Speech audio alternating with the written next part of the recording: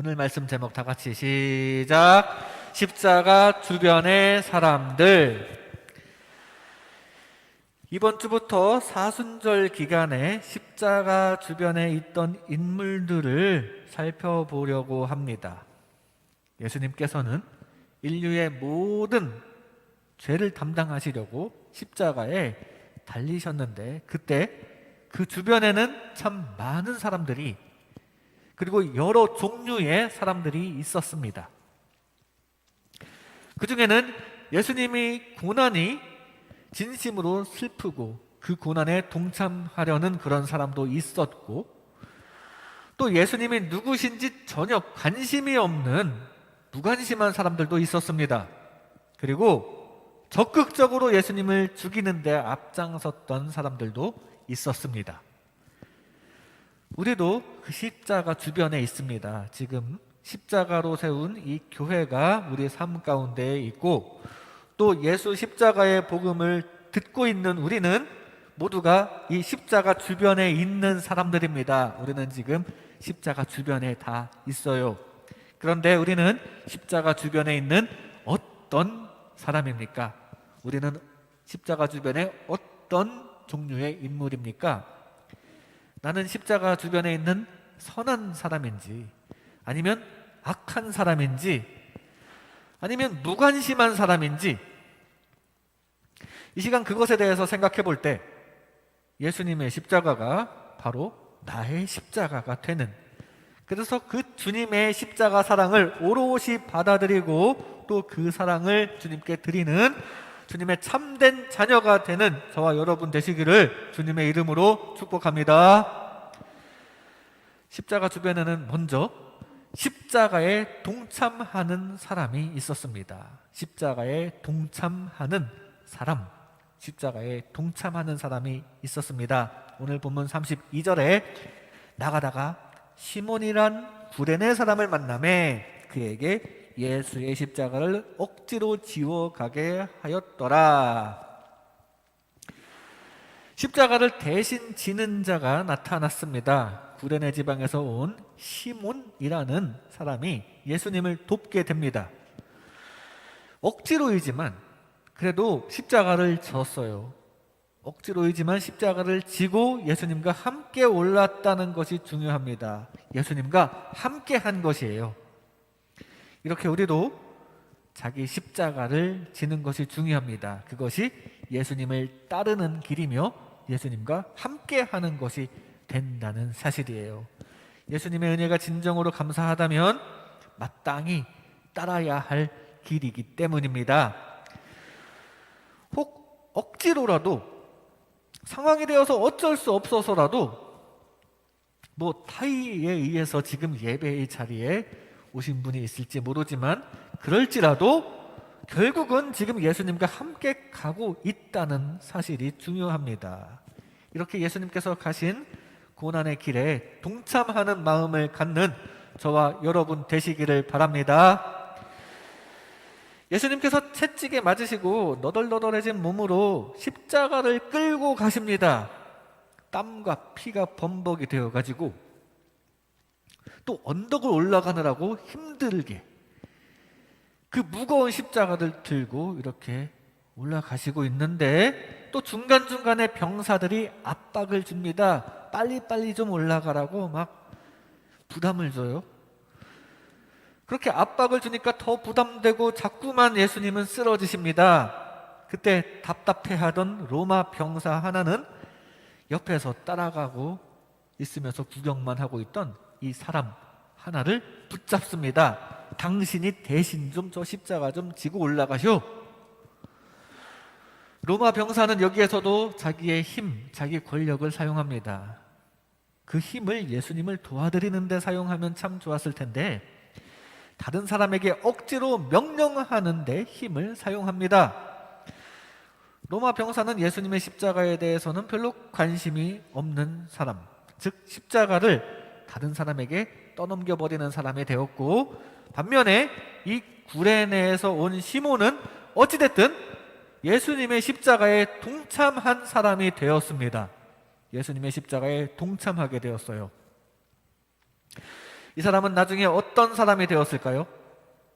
같은 내용을 기록한 마가복음 15장 21절 말씀을 보면 알렉산더와 루포의 아버지인 구레네 사람 시몬이라고 합니다. 이 구레네 사람 시몬의 아들 루포라는 인물은 뒤에 로마서 16장 13절에 나오는 루포라는 사람과 동일 인물이라는 것으로 추정되고 있는데, 지금 로마서 마지막에 바울이 마지막 인사를 하면서 지금 루포라는 사람의 어머니를 자신의 어머니라고 부를 정도로 바울과 가깝다는 것을 알 수 있습니다. 이 루포라는 사람은 주 안에서 택하심을 입은 자, 곧 바울과 동역하는 하나님의 일을 하는 가정을 이룬 것입니다. 억지 십자가를 지던 그 구레네 시몬의 아내와 아들, 그 아들 중에 하나가 이 루포인데, 결국 하나님의 귀한 그릇으로 쓰임받는 축복이 임했다는 사실입니다. 사실 그 루포가 이 루포인지 확실한 증거는 사실 없어요. 확실한 증거는 없어 보이고 그냥 많은 학자들, 많은 성도들, 많은 목사님들이 그렇게 추정하고 있는 중입니다.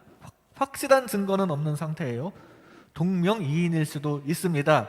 하지만 설사 그 둘이 다른 인물이라 할지라도 오늘 이 등장한 구레네 시몬은 예수님의 십자가를 대신 지고 많은 시간을 주님과 함께 했을 거예요.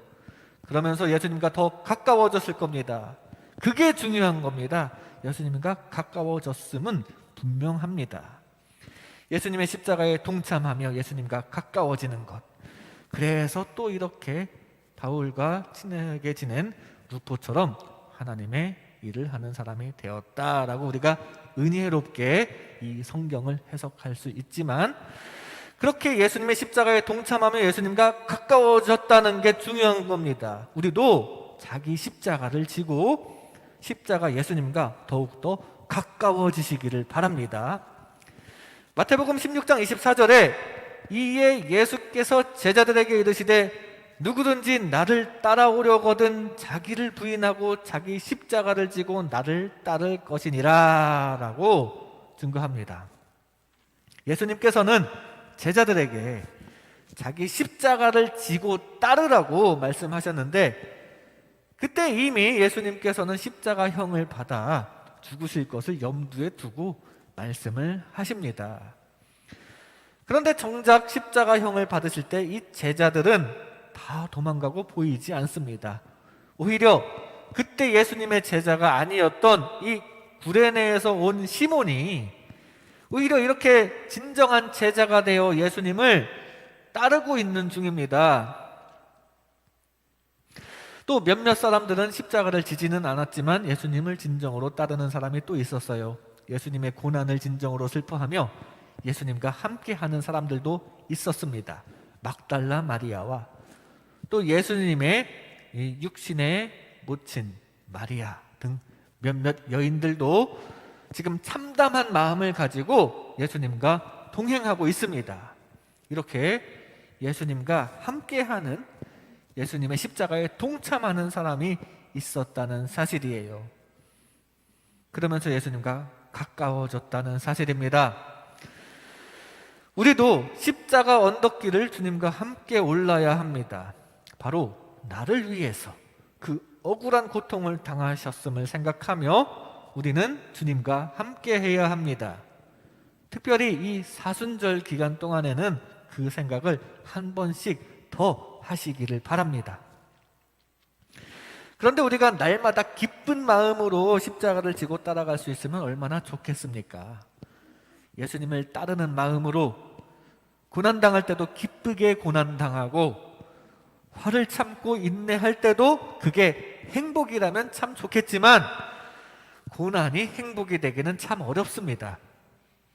하지만 당장 기쁨이 오지 않더라도 예수님을 생각하며 억지로라도 주님을 따르는 것도 의미가 있을 것입니다. 어떤 신앙 행동이든지 치르는 대가가 있고 우리가 내려놓아야 할 희생도 있어요. 그리고 때로는 즐겁지 않고 내키지 않을 때도 있을 수 있습니다. 기도가 잘 안 될 때도 있습니다.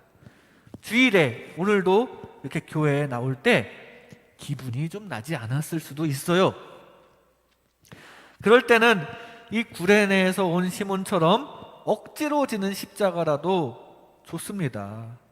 억지로 예배의 자리에 나와도 어찌됐든 이 예배의 자리를 지키고 주님의 말씀을 듣고 주님의 말씀에 순종하다 보면 그렇게 주님과 가까워지고 그렇게 주님 주시는 은혜와 축복도 받게 될 것입니다. 물론 억지가 아니고 기쁨과 순수한 감사와 감격에 의해서면 더 좋겠지만 그 순수한 감사와 감격에 의해서든 아니면 상황에 의해 어쩔 수 없어서이든 어찌됐든 늘 십자가 예수님과 가깝게 지내시는 저와 여러분 되시기를 바랍니다. 그렇게 주님과 점점 가까워지기만 하는 주님의 자녀가 되시기를 바랍니다. 십자가 주변에는 이렇게 십자가에 동참하는 사람이 있었습니다. 십자가 주변에는 다음으로 무관심한 사람이 있었습니다. 무관심한 사람. 십자가 대속의 은혜에는 무관심한 사람이 있었어요. 35절 말씀입니다. 그들이 예수를 십자가에 못 박은 후에 그 옷을 제비 뽑아 나누고, 예수님의 십자가를 자기 십자가로 여기며 슬퍼하고 헌신하는 사람도 있었지만 같은 장소에 같은 사건을 바라보면서도 이 예수님의 죽으심이 자기 자신과 전혀 상관이 없다고 생각하는 그저 구경꾼에 불과한 지금 군병들과 같은 사람들도 있었습니다. 이 사람들은 예수님께서 죽으시면서 남기신 이 옷가지를 나누면서 자기 이익을 추구하고 있습니다. 그들에게는 예수님이 그저 하나의 죄수에 불과한 것이었어요. 시키는 대로 채찍질하고 시키는 대로 끌고 가고 십자가에 못 박을 뿐입니다.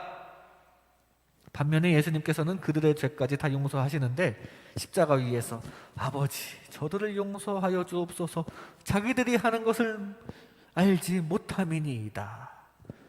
이렇게 십자가 위에서도 용서를 베푸시면서 고통당하시고 죽어가시고 있는 그 시각 그때에 그 아래에서는 예수님께서 남기신 옷을 나눠 가지고 또 그렇게 나눠 가지려고 제비까지 뽑으면서 눈앞에 있는 작은 이익에만 집착하고 있는 모습을 보이고 있습니다.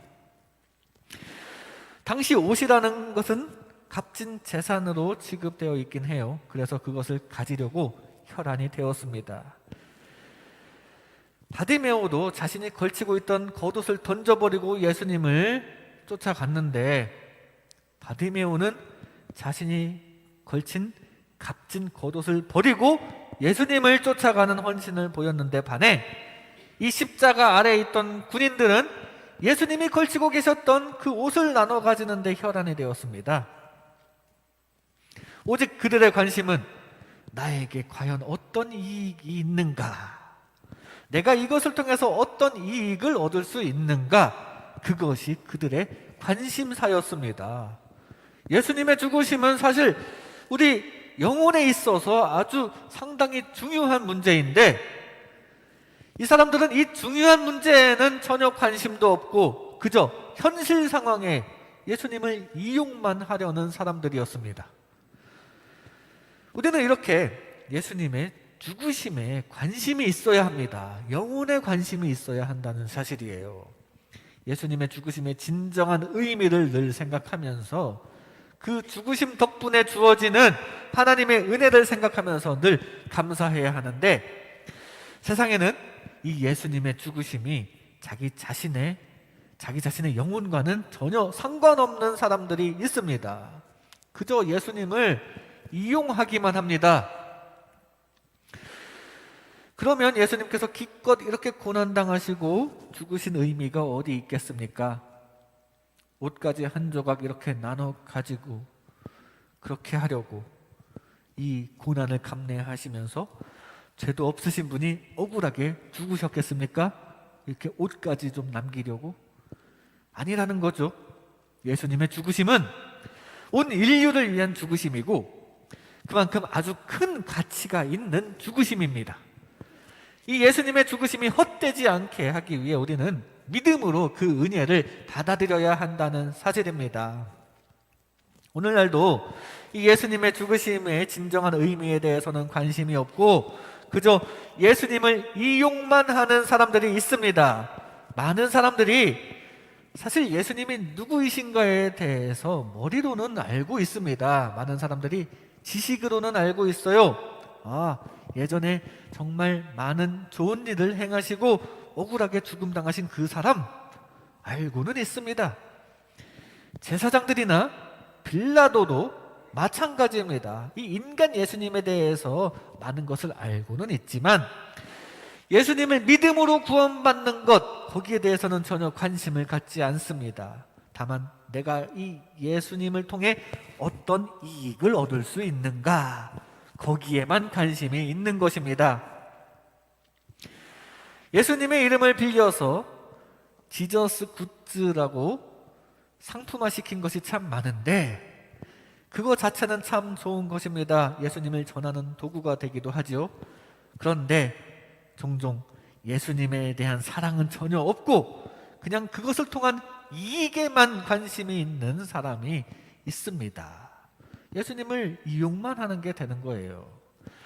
그리고 예수님의 이름을 이용해서 사기치는 교회, 사기치는 목사, 그리고 사기치는 이단 얼마나 많습니까?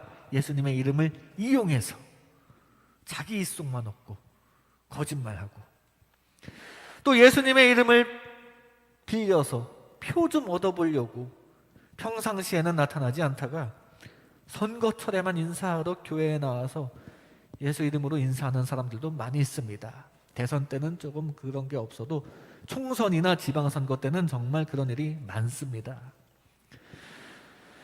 심지어 사람에게뿐만 아니라 하나님 앞에서도 이익만을 추구하려는 경우가 많아요.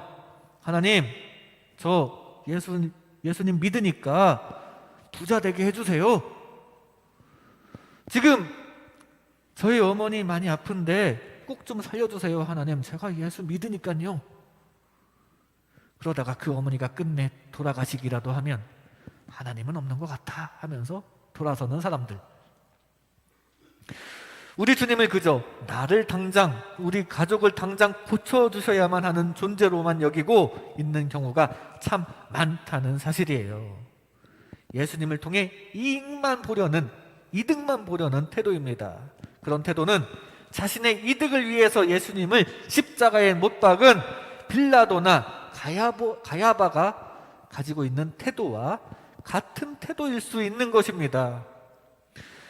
물론 예수님께서는 예수 믿는 우리들을 출세하게도 하시고 잘 되게도 해주시고 부자가 되게도 하시고 또 병도 고쳐주시고 우리가 소원하는 것들을 이루어주시고 문제도 해결해 주시기도 합니다. 우리 가족의 건강과 안전을 지켜주시기도 합니다. 그러나 그건 부차적인 일이라는 사실이에요. 부차적인 일. 예수님이 십자가에 죽으신 가장 근본적인 목적, 본질적인 이유는 우리의 죄를 용서하시기 위해서 대신 죽으셨다는 사실입니다. 그것이 예수님의 주된 목적이라는 사실을 꼭 기억하시기 바랍니다. 예수님께서 각자의 삶에 도움이 되기를 원하십니까? 예수님께서 간구하여 원하는 것을 얻고 싶은 것이 우리에게는 참 많습니다.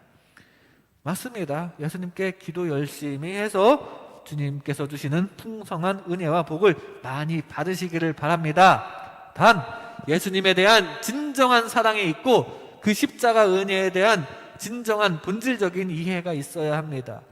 예수님의 십자가 죽으심이 나의 삶이 되어야 합니다. 우리는 모두 그 예수님의 십자가를 바라보고 있는 구경꾼이 아닌 그것을 이용만 하려고 하는 그런 십자가 은혜에는 무관심한 사람이 아닌 정말로 예수님의 십자가를 나의 십자가로 받아들이는 저와 여러분 되시기를 주님의 이름으로 축복합니다. 십자가 주변에는 예수 십자가 대속에 무관심한 사람들이 있었습니다.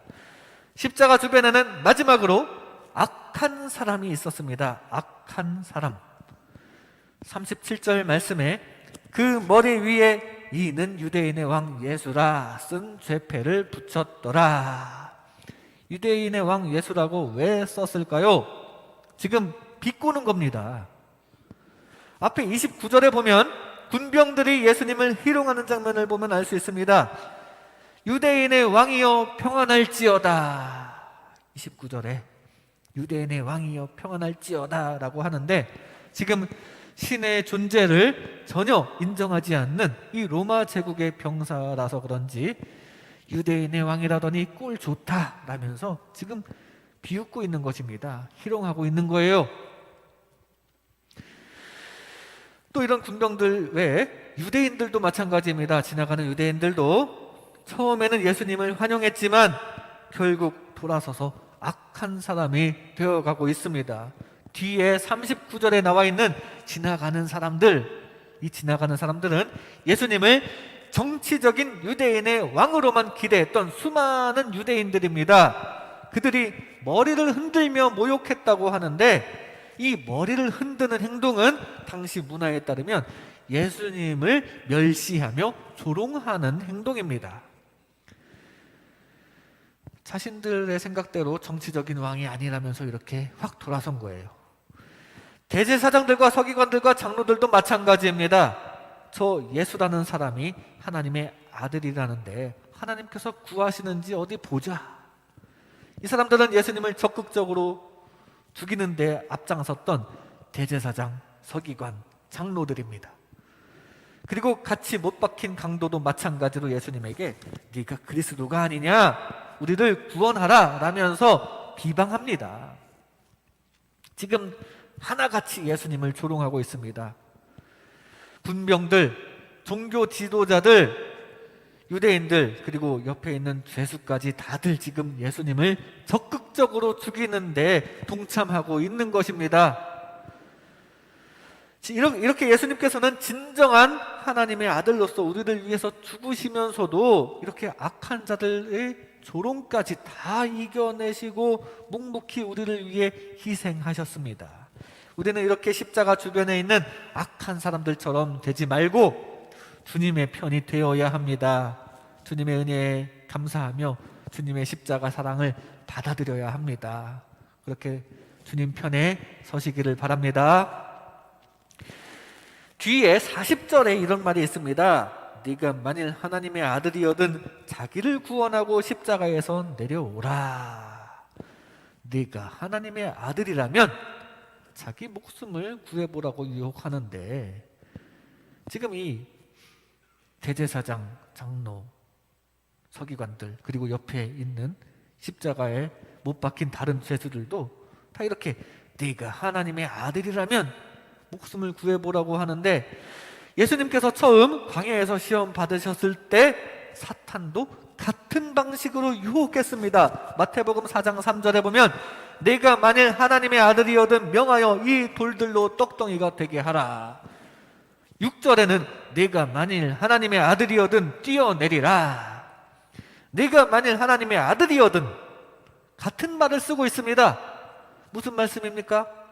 이 십자가 앞에 지나가던 무리들과 종교 지도자들은 지금 광야에서 예수님을 시험하던 이 사탄의 도구가 되어서 그때 그 사탄처럼 예수님을 시험하고 있는 것입니다. 사탄이 승리하려면 사실 예수님께서 십자가를 벅차고 내려와야 돼요. 그렇기 때문에 지금 사탄은 이 사람들을 교묘하게 이용하여 예수님을 패배시키려고 합니다. 그러나 우리 예수님께서는 이 모든 시험에 승리하셨고, 우리 하나님께서는 또 이 죽어주신 예수님을 다시 살려주셨습니다. 사람들이 상상한 모습으로 십자가에서 내려오게 하시는 것이 아닌, 죽음까지 당하게 하신 후에 그 죽음에서 정말 건져내어 다시 살리시는 하나님의 영적인 권능으로서 영육간의 승리를 이루셨습니다. 이 예수님을 조롱하고 시험하던 사람들은 십자가 주변에 있지만 욕심에 눈이 먼 사람들이에요. 그래서 예수님의 사랑을 받아들이지 못했습니다. 유대인의 지도자들은 자신이 가지고 있는 기득권을 놓치기 싫은 욕심 때문에 옆에 있는 강도들은 일단 자신이 예수님의 능력을 이용해서라도 이 상황에서 벗어나고 다시 살고 싶기 때문에 욕심이죠. 그리고 군중들도 정치적으로 로마의 압제로부터 벗어나고 싶은 욕심이 있었는데 예수님께서 그 욕심을 채워주지 않았기 때문에 다 욕심 때문에 지금 예수님의 진정한 사랑과 영적인 진리를 바라보지 못하고 있습니다. 그리고 오히려 악한 사람이 되고 사탄의 도구가 되어서 예수님을 시험하고 있는 것입니다. 우리의 마음도 세상의 욕심에 장악당할 때 악한 사람이 될 수 있고 사탄의 도구가 될 수 있으며 예수님을 십자가에 못 박게 됩니다.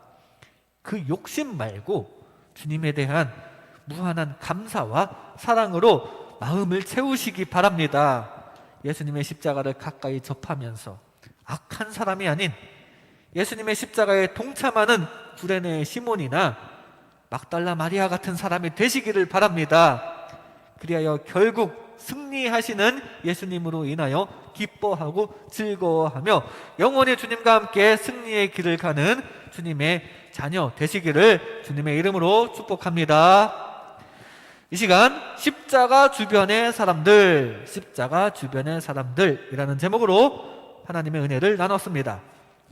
십자가 주변에는 십자가에 동참하는 사람이 있었습니다. 우리도 자기 십자가를 지면서 주님의 십자가에 동참할 수 있기를 바랍니다. 십자가 주변에는 예수님에 대해 무관심한 사람도 있었습니다. 예수님을 이용만 하지 말고 예수님의 죽으심을 바로 나를 위한 은혜로 받아들이시기를 바랍니다. 십자가 주변에는 악한 사람들도 있었습니다. 욕심 말고 사랑과 감사로 마음을 가득 채워서 십자가 앞에 주님 앞에 선한 사람이 되는 저와 여러분 되시기를 주님의 이름으로 축복합니다. 기도하겠습니다.